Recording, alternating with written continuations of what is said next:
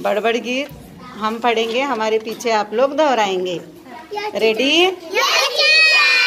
आलू कचालू बेटा कहाँ गए थे? आलू कचालू बेटा कहाँ गए थे? भिंडी के बर्थडे पे जा रहे थे।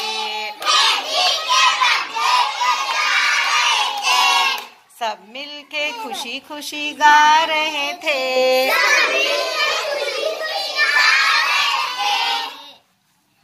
और हमें जो केक मिला खा रहे थे।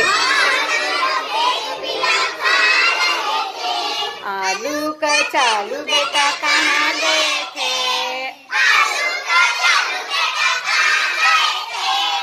शलजम की शादी में जा रहे थे।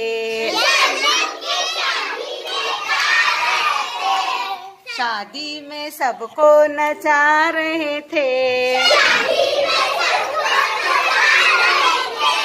सब मिलके धूम मचा रहे थे। आलू कचालू बेटा कहाँ गए थे? भिंडी के बर्थडे में